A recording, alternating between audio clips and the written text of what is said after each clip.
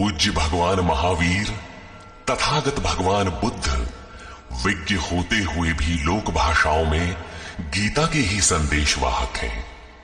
आत्मा सत्य है और पूर्ण संयम से आत्मस्थिति का विधान है, ये गीता का ही विचार है।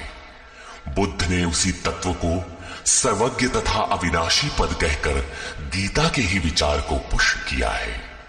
इतना ही नहीं, अपितु विश्व वाडमय में धर्म के नाम पर जो कुछ भी सार सर्वस्व है, जैसे एक ईश्वर, प्रार्थना, पश्चाताप, तप इत्यादि गीता के ही उपदेश है। वही उपदेश स्वामी श्री अड़गड़ानंद जी के मुखाब से निःसृत यथार्थ गीता कैसेट रूप में मानव मात्र की मुक्ति का दिव्य संदेश बनकर उपस्थित है।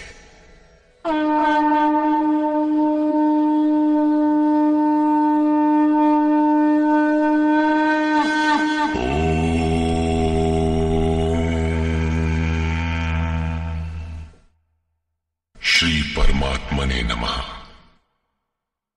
यथार्थ गीता, श्रीमद् भगवत गीता, अथ पंचमो अध्यायः। अध्याय 3 में अर्जुन ने प्रश्न रखा था कि भगवान, जब ज्ञान योग आपको श्रेष्ठ मान्य है तो आप मुझे भयंकर कर्मों में क्यों लगाते हैं? अर्जुन को निष्काम कर्म योग की अपेक्षा ज्ञान योग कुछ सरल प्रतीत हुआ लगता है, क्योंकि ज्ञान योग में हारने पर देवत्व और विजय में महामहिम स्थिति, दोनों ही दशाओं में लाभ ही लाभ प्रतीत हुआ। किंतु अब तक अर्जुन ने भली प्रकार समझ लिया था कि दोनों ही मार्गों में कर्म तो करना ही पड़ेगा।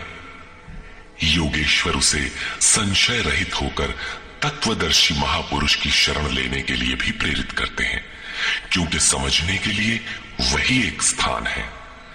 अतः दोनों मार्गों में से एक चुनने से पूर्व उसने निवेदन किया। अर्जुन उवाच।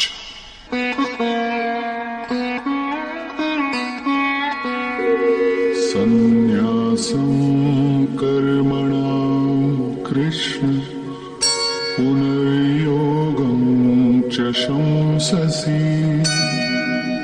यच्छ्रेय एतयोरेकं तन्मे ब्रूहि सुनिश्चितम्।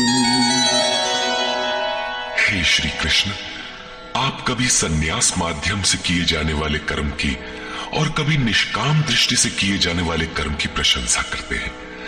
इन दोनों में से एक जो भली प्रकार आपका निश्चय किया हुआ हो, जो परम कल्याणकारी हो, उसे मेरे लिए कहिए। कहीं जाने के लिए आपको 2 मार्ग बताए जाए तो आप सुविधाजनक मार्ग अवश्य पूछेंगे।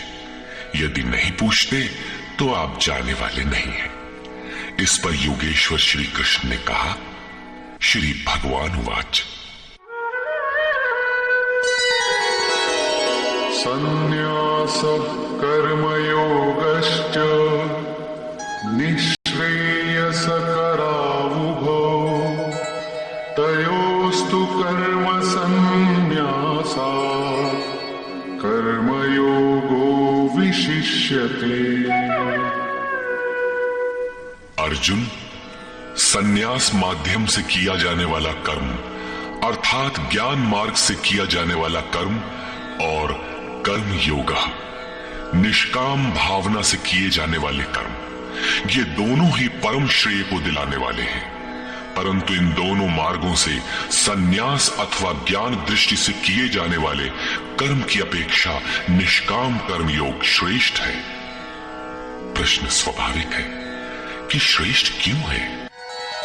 ज्ञेयः स नित्य सन्न्यासी यो न द्वेष्टि न कांक्षति निर्द्वन्द्वो हि महाबाहो सुखं बन्धात् प्रमुच्यते।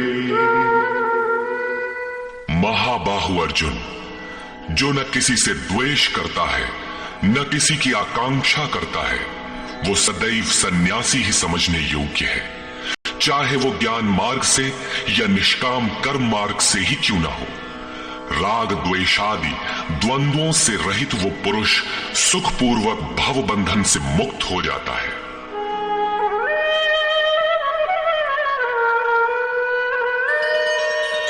सांख्ययोगो पृथग् बालाः प्रवदन्ति न पंडिताः एकमप्यास्थितः सम्यक् उभयोर्विन्दते फलम्। निष्काम कर्मयोग तथा ज्ञान योग, इन दोनों को वही अलग अलग बताते हैं जिनकी समझ इस पथ में अभी बहुत हल्की है, न कि पूर्ण ज्ञाता पंडित लोग। क्योंकि दोनों में से एक में भी अच्छी प्रकार स्थित हुआ पुरुष दोनों के फल रूप परमात्मा को प्राप्त होता है। दोनों का फल एक है, इसलिए दोनों एक ही समान है।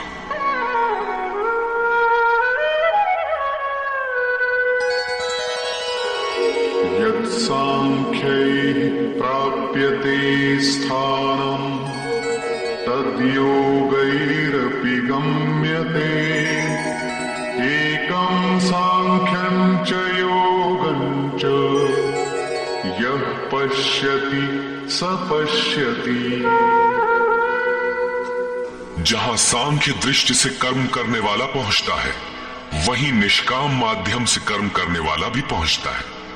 इसलिए जो दोनों को फल की दृष्टि से एक देखता है, वही यथार्थ जानने वाला है। जब दोनों एक ही स्थान पर पहुंचते हैं, तो निष्काम कर्मयोग विशेष क्यों? श्री कृष्ण बताते हैं,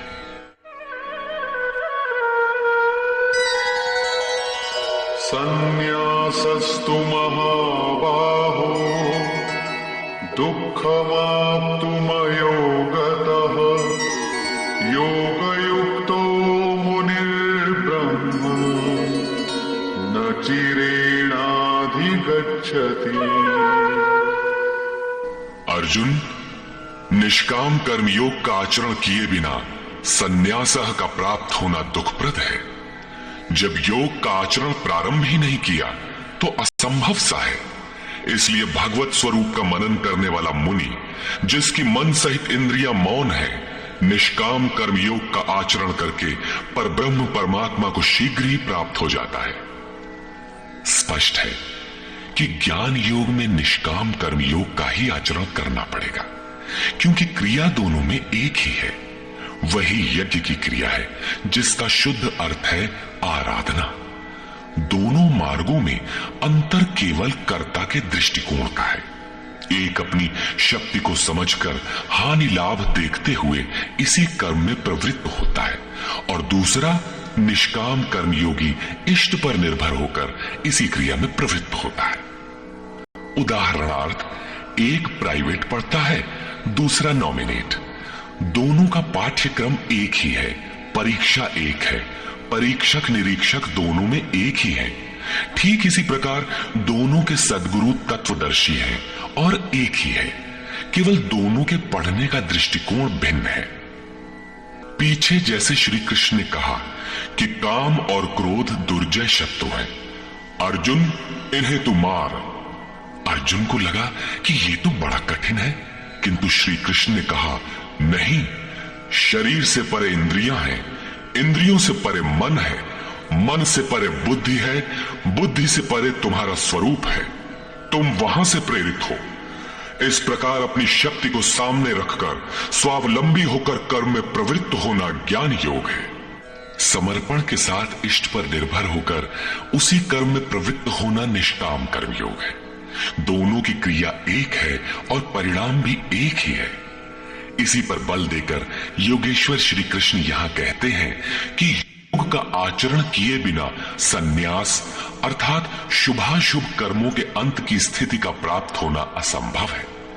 श्री कृष्ण के अनुसार ऐसा कोई योग नहीं है कि हाथ पर हाथ रखकर बैठे बैठे कहो कि मैं परमात्मा हूं, शुद्ध हूं, बुद्ध हूं, मेरे लिए न तो कर्म है न बंधन, मैं भला बुरा कुछ करता दिखाई पड़ता भी हूं तो इंद्रियां अपने अर्थों में बरत रही हैं। ऐसा पाखंड श्री कृष्ण के शब्दों में कदापि नहीं है। साक्षात योगेश्वर भी अपने अनन्य सखा अर्जुन को बिना कर्म की ये स्थिति नहीं दे सके। यदि ऐसा वे कर सकते तो गीता की आवश्यकता ही क्या थी। कर्म तो करना ही पड़ेगा। कर्म करके ही सन्यास की स्थिति को पाया जा सकता है और योग युक्त पुरुष शीघ्र ही परमात्मा को प्राप्त हो जाता है। योग युक्त पुरुष के लक्षण क्या है, इस पर कहते हैं,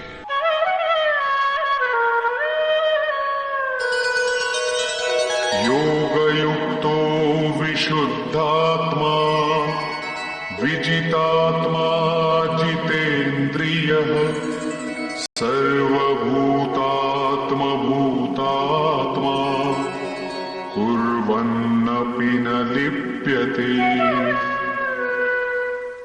विशेष रूप से जीता हुआ है शरीर जिसका, जीती हुई है इंद्रियां जिसकी, और विशेष रूप से शुद्ध है अंतःकरण जिसका, ऐसा पुरुष संपूर्ण भूत प्राणियों की आत्मा के मूल उद्गम परमात्मा से एक ही भाव हुआ योग से युक्त है।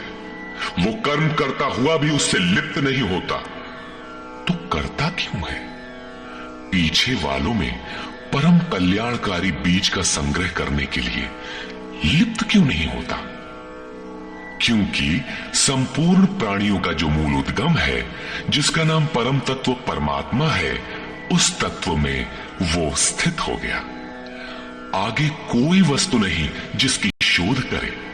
पीछे वाली वस्तुएं छोटी पड़ गई तो भला आसक्ति किसमें करे? इसलिए वो कर्मों से आवृत्त नहीं होता। ये योग युक्त की पराकाष्ठा का चित्रण है। पुनः योग युक्त पुरुष की रहनी स्पष्ट करते हैं कि वो करते हुए भी उससे लिप्त क्यों नहीं होता।